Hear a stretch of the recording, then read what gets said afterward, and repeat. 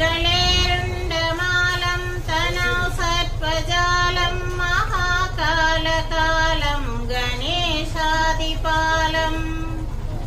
जटाजूटगङ्गोत्तरङ्गैर्विशालं शिवं शङ्करं शम्भुमीशानमीडे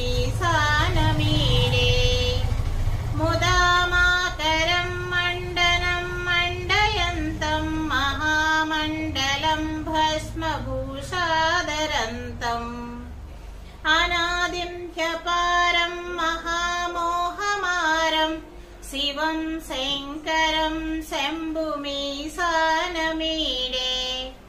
वटादो निवासं महाट्टहासं महापापनाशं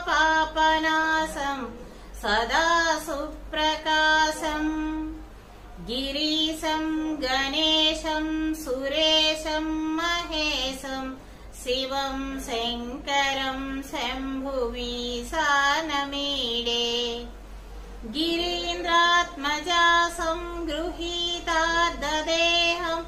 गिरौ संस्थितं सर्वदा पन्नगेहम् परब्रह्म ब्रह्मादिभिर्वन्द्यमानं शिवं शङ्करं शम्भुमीशानमीडे कपालं त्रिशूलं कराभ्यां दधानं पदाम्बोजनं राय कामं ददानं बलिवर्धयानं सुराणां प्रदानां शिवं शङ्करं शम्भुमीशानमीडे शरच्चन्द्रगात्रं गणानन्दपात्रं त्रिनेत्रं पवित्रं गणेशस्य मित्रम्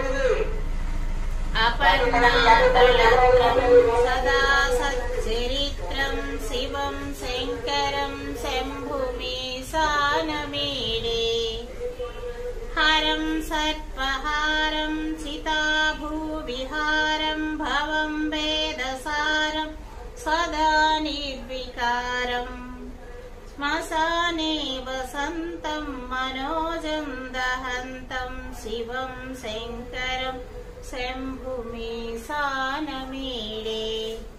स्वयं यः प्रभाते नरशूलपाणे पठेत् स्तोत्ररत्नं विहः प्राप्य रत्नम् सुपुत्रं सुधान्यं सुमित्रं कलत्रं विचित्रैः समाराज्य मोक्षं प्रयाति।